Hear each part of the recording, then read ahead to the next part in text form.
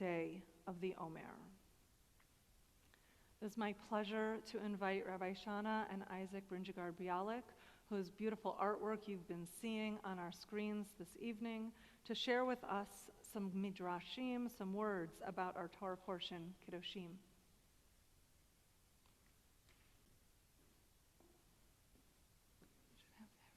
Thank you, guys. Thank you. I should say he's the one that has created all of this art. We're glad to be here to spend this Shabbat with you this weekend. One of the things that we do is we try to look at the world through Torah lenses and using midrash in the broadest sense of the words, of the word midrash, which means that when you read Torah, you should be able to see elements of your life today. That's how a 3,000-year-old text still speaks to us. But also that you can find elements of Torah, especially in things like comic books and pop culture. And part of that is because the creators of comic books were all Jews. And this kind of storytelling and values shows up in comics, and that's why it continues to be a good vehicle for kind of digging into some text. So my work is made out of cut-up comic books for that very reason. I see the text of the comics as a lens through which we can look at traditional Jewish text. So this piece, which you saw earlier as well, is about the Birkat Kohanim, the priestly blessing. It's made with cut-up Star Trek comics, particularly those featuring Lieutenant Spock, who brings live long and prosper to the Star Trek universe from the Jewish tradition. And how perfectly appropriate to be looking at this image, because this evening we are going to be talking about the Prime Directive. You're not wrong. Now, the Prime Directive in the Star Trek universe is that guiding principle through which all actions are judged. Before you do anything in the Federation, you ask yourself, is this consistent with the Prime Directive? Which, of course, is that you will not interfere with any planet until they have achieved warp speed. So this week's Torah portion, Kedoshim, actually contains the Jewish people's Prime Directive. Kedoshim tehiyu, you shall be holy. This is our message. This is about why we're fulfilling any of the commandments, to achieve holiness. It tells us what our purpose is and what we should be aiming for in our lives, which is to increase holiness. So much so that this entire section is part of what is called the Holiness Code. The Holiness Code happens to be, we're in the middle of it this week as well. These are the specific instructions on how to be holy. It's close to the physical center of the Torah, and it also contains the heart of the Torah. What makes it different from all of the commandments, and this week's portion's got about 60 in it, what makes it different is the instructions here contain the words over and over again, I am Adonai. Because we understand that the way that we emulate holiness is to be like God. And so when the sentence says, I am Adonai, we should read all of it, which is, you shall be holy because I, the eternal God, am holy. Now, to start on the same footing, we should probably define what kadosh, what holiness is. And an easy way to think about it is that it is distinguished or separate, but it is also special, and unique. Right. It's hard to define sometimes, but we are told there are ways we can engage with holiness. The first one is holy space. Now you may recognize Dr. Strange here in his Sanctum Sanctorum, which Jewish writer and editor Stan Lee borrowed. It's Latin for Holy of Holies. That comes from our tradition. You may not know that Dr. Strange was raised here in Nebraska. Yes? Don't worry, I have the slide if you need to be convinced. But yeah, that sense of holy space. Right, and that we create holy spaces. So all the way back from the beginnings of us as a people creating the Mishkan, that we continue to create holy spaces. From what I understand, this is the fourth holy space this community has created here in Omaha. That's how long you have been around. But that we create these spaces to join together, and we bring the holiness into that space. Now, if pop culture has taught me anything about time, it's how precious it is, how special and fleeting it can be, right? We have so many stories in which people are trying to capture that special moment of time or recapture a particular moment. Right, and time is special because of the way we experience it. It passes and then it's gone. So we set apart holy times. So Shabbat, for example, and holidays, days and times that are set apart, where we focus on our connections to each other, to our community, and to the divine. And we mark these holy times with holy objects. Yes, so here you can see in one of my works the Kiddush cup and the candlesticks that we use for Shabbat and for holidays, right? We have these objects that we use to bring holiness into a moment, right? We use them, they become a part of the experience. Right, and we can become holy through relationships. Like our relationship with God makes us holy, it's our relationships with each other that bring holiness into the world and help us be holy. All of our relationships with everyone we come in contact to are an opportunity for holiness. Because while holiness might mean distinct or separate, it doesn't mean that we separate from the community. Judaism understands that we achieve holiness through connection. And if we're imitating God in holiness, it doesn't mean we withdraw from the world. Martin Buber teaches that even though God transcends the world, God is still very much a part of the world and doesn't withdraw from it. And therefore, neither should we. That we achieve holiness through our connections with other people. And it is so important that we each strive for holiness that the Torah spells out very explicitly that this is for everyone. There's an unusual phrasing, speak to the whole congregation. Daber el kol edat b'nei Yisrael. This doesn't appear. Generally, what we get is speak to the congregation. This piece, our portion starts, speak to everyone, to tell us how important it is that it's not just for the priests. Rabbi Deborah Weisberg teaches that it's not for the priests, it's for the entire community of Israel. And that reminds us that each one of us has the capacity for holiness. And the heart of the Holiness Code tells us exactly how to do it. Ve'ahavta l'recha kamocha. Love your neighbor as yourself. This is one of the guiding principles of Torah. Now, comic book superheroes, of course, have their own guiding principles. We know that Superman stands for truth, justice, and the American way. We know Green Lantern's oath. Rabbi Shawna and I recited it earlier during a sound check. And of course, Spider-Man learns that with great power must also come great responsibility.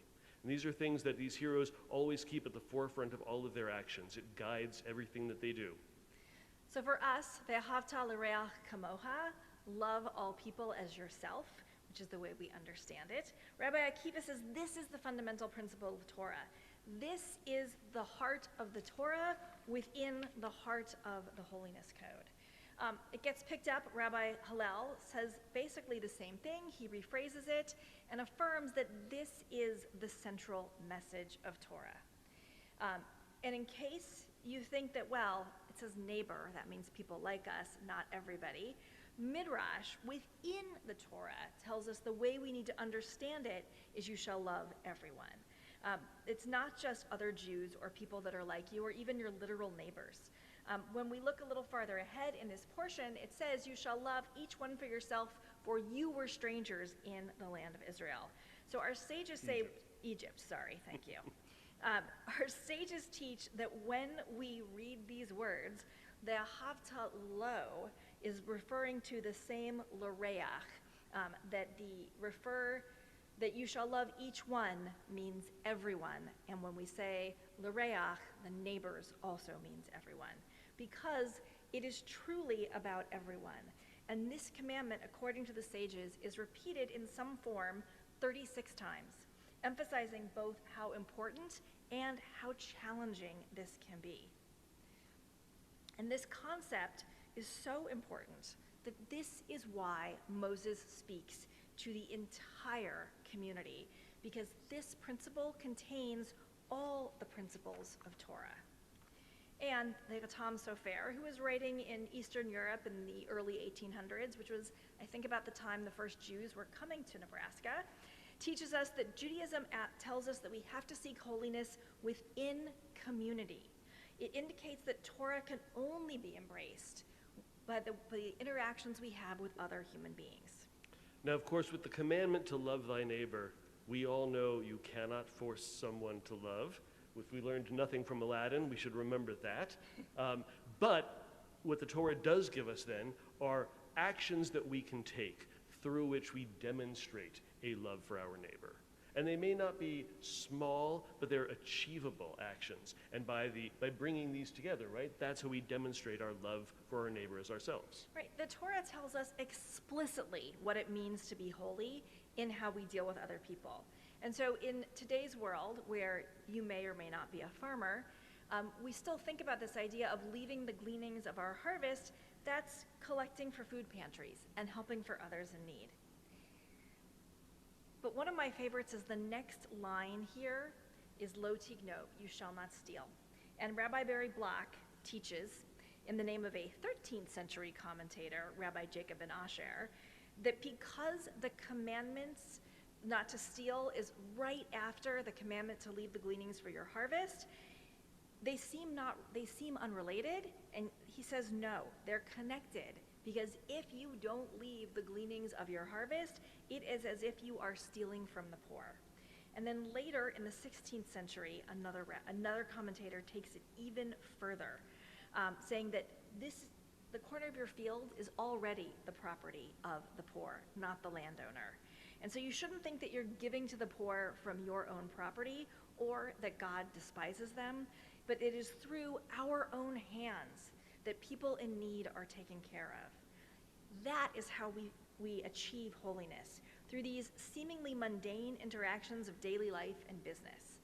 And we do see this in comics as well. In addition to the tights and the punching, we see these smaller moments where heroes are demonstrating the teachings of Torah. And as Rabbi Shawna said, likely because the people who created the morality tales that are comic books had Torah at the center of their learning. And so we see it expressed in how these characters behave day to day. Because ultimately, what we are learning is that the way we interact with each other, this is what matters. And so it's so powerful when we treat each other with respect. And we know that the way we treat each other, the way things get passed on, that if we're kind to somebody, they may be kind to someone else, and so on and so on. Our rabbis understood that holiness was this ripple effect, that the more holiness that we bring into the world, the more mitzvot we do, the more holiness that we will continue to do, the easier it gets, and more mitzvot and more holiness enter the world. That we just need to start adding holiness, because every interaction is an opportunity. And all of these things are achievable by any of us, right? Superman has these great superpowers. There are certain things only he can do, but Nightwing here, chatting with him, who is just a regular human who wants to do good, he realizes that it takes not only all of these actions, even those for those of us who do not have superpowers, but all of us working in concert together. The sum total of all of our actions, whether big or seemingly small, that's what makes us heroes. Because it is only in community that we are able to become holy. Rabbi Deborah Weisberg teaches that it doesn't mean that each of us needs to achieve some lofty, perfect, holy status, but that as a community, together, with each of us doing our part, that's how we bring holiness into the world. Holiness isn't perfection by one person, but something that only as a group, with each of our skills and talents, that we are able to achieve together. Hence the Justice League, the Super Friends, the Avengers, all of these teams demonstrating that it takes a community to be heroes or to be holy. Because ultimately, when we are told, Kedoshim Tehiyu, well, our Midrash understands that you can read this not just in present tense, you are holy, but you can read it in future tense, you shall become holy. Because striving towards holiness is not a one-time thing. It's an ongoing venture. It's not something that we achieve just once, but something we continue to work for, and something we continue to create together, with every little step towards becoming holy, creating that ripple effect, bringing more and more holiness to the world. That's what it means to be a light unto the nations. That's our mission, our purpose, our prime directive to bring holiness into the world. So, I missed a slide. There we go. In this holy time of Shabbat, and in this holy space where your community comes together, and in this holy community that has been bringing holiness into the world together for over 150 years, our prayer for you is that you continue to engage in the ongoing process of being holy, spreading light, not just within your community, but the light you spread to each other spreads to the whole world. And may you find meaning and joy in the pursuit of holiness. Shabbat Shabbat Shalom. Shalom.